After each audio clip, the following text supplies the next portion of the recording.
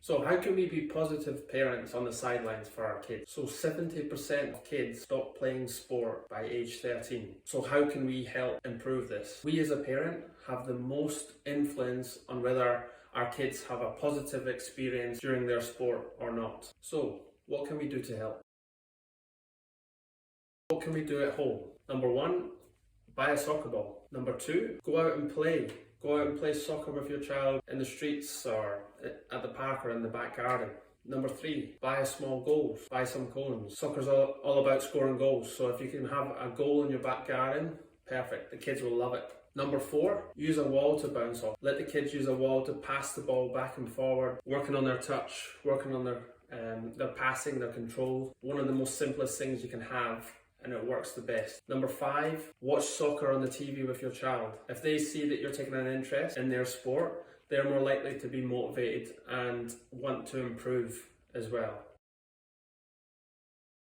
So what can we do at training as a parent? Number one, make sure you arrive on time so that they can warm up, get their bodies ready. The coach loves to see kids arriving there early so that they can practice their skills. And also for a coach, it's great to know how many kids are there at the start of training so that he knows for numbers and for the drills and for the practices so that everything runs smoothly. Number two, give them a goal to work towards, a target. Their coach might be wanting them to work on their dribbling or their passing. Get them to focus on that within training. Number three, offer to help set up or pack down. The coach appreciates any sort of help. He's the first one there, he's the last one to leave. Any little help is muchly appreciated by the coach. Number four, if you can see training session is chaotic, it's getting out of hand, the coach is struggling to control the group, offer support.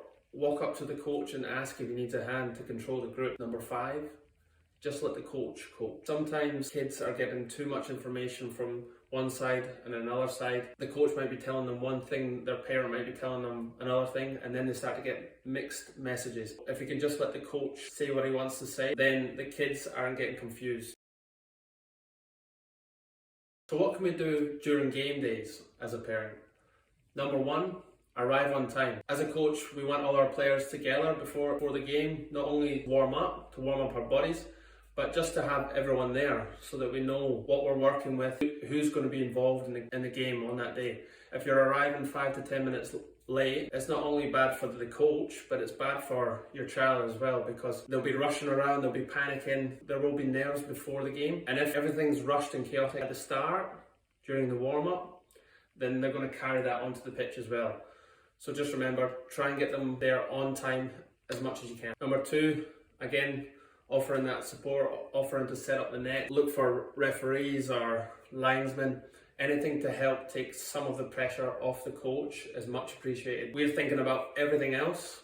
If you can take little bits and pieces away from us, then it really makes our life a lot easier on game day. Number three, big one, show respect. Show respect to the ref, to the opposition players, to fans, coaches. If your child sees you're behaving, then they're going to behave as well, and they're going to have a better experience all round.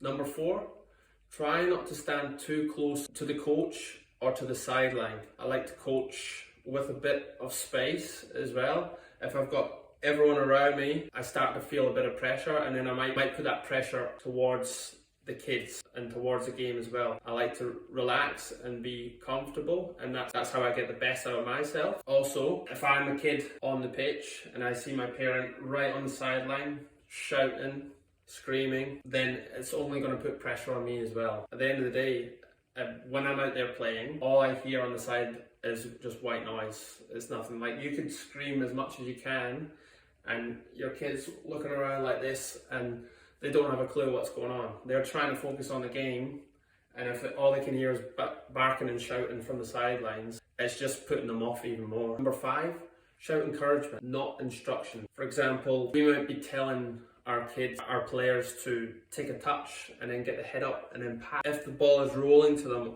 on game day, which I hear a lot, and one parent shouts, boot it as hard as you can or kick it, then the first thing that comes into their head is exactly what you've just said, and that's exactly what they're going to do, rather than thinking about what the coach has been saying. Take a touch, look up and pass. We don't want to give the kids mixed messages where we're telling them one thing and you guys are telling them another thing. We all want to be together as a collective to try our best to develop the kids together. What can we do after the game? Number one, give time to your child. They might have lost, they might have won, it doesn't matter. Just let them have their own time together with their team to celebrate, or if they've lost the game, just give them time to calm down and get rid of any emotions that they've gone through. Just give your child some time after the game. Number two, be supportive. If your child's won, tell them brilliant, well done. If they've lost, give them an arm around the shoulder and tell them how hard they worked and how proud they made you. Number three, try not to dissect the game too much. I know as a player, if I've won, I'll be buzzing. I want to talk about the game. I want to say how well we've done or how well I've done. If I've lost the game, exactly the opposite. I don't want to talk about football at all. I don't want to talk about anything. I want to just relax and try and think about something totally different. So you can see your kid after the game and how they're feeling. There's no point in going into the game too much. Just let them talk. Number four, offer to clear up. The coach, again, has been there since the start, the first one there, and he'll be the last one to leave again. Number five, on your way home in the car, just say, I love watching you play. That's all you need to say to your child. I love watching you play, and watch how it makes a difference. So my personal experience with parents as a player is, well, shouting from the sidelines is just white noise. You can hardly hear anything when you're playing out there. All you want to think about is the ball and just playing football. Anything you hear from the sidelines is just nothing. So there's no point. There's no point in shouting. All the training is done during the training sessions, and in my opinion, when they go out to play at the weekend, just let them play. Also, extra pressure to perform only causes myself to perform worse. So any sort of pressure might be different for each child, but any sort of pressure you're putting on your child, you might be making them more nervous and making them perform worse. And again, I don't like talking about football afterwards if I've lost the game. So that might be the same for your child as well. If your child's lost the game, maybe just don't talk about soccer for the rest of the day. Completely shut off and think about something else.